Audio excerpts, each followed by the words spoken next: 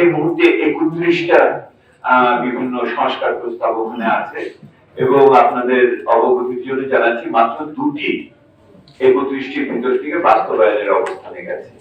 যে 2টি গেছে সেই 2টি হলো, একটি হলো যে জেন্ডার গ্যাপ কমানোর ক্ষেত্রে কি পদক্ষেপ নেওয়া যায়, আর দ্বিতীয়টি হলো নির্বাচনের প্রাক্কালে যারা 18 বছরে উপনীত হবে তারা যাতে ভোটার লিস্টে ঢুকতে পারে সেইটার জন্য ব্যবস্থা। এই 2টি এই মুহূর্তে বাস্তবায়নের পর্যায়ে গেছে 31টির ভিতরে, আর তার থেকে মাত্র 4টি প্রয়োগ করার ক্ষেত্রে কিছু কিছু অগ্রগতি দেখা গেছে।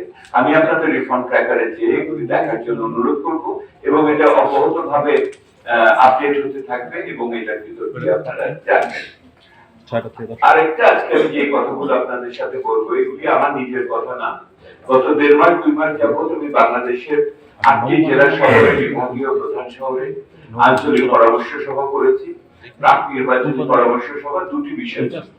একটি বিষয় ছিল যে নির্বাচনকে আমরা কিভাবে দেখতে চাই এবং কি পদক্ষেপ আমরা প্রত্যাশা করি, আর দ্বিতীয়ত আগামী সরকারের কাছে আমাদের প্রধান দাবিগুলো।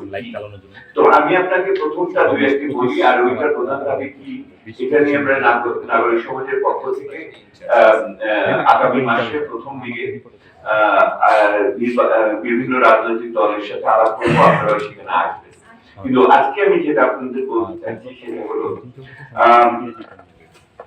সকলেই মনে করেছেন যে অভ্যুত্থান উত্তরণের পর্যায়ে আমরা আছি, যে অভ্যুত্থান উত্তরণের যে পর্যায়ে আমরা আছি সেখানে আমরা নির্বাচন, সেখানে আমরা বিচার, সংস্কার এবং নির্বাচনের কথা বলছি।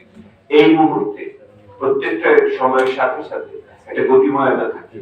এই মুহূর্তে নির্বাচনের বিষয়টি সর্বাপেক্ষা গুরুত্বপূর্ণ স্তম্ভ হয়ে আমাদের উত্তরণের সময় এসেছে, যেহেতু আমাদের সমস্ত মনোযোগের কেন্দ্রবিন্দুতে এখন নির্বাচনের বিষয়টি রয়েছে।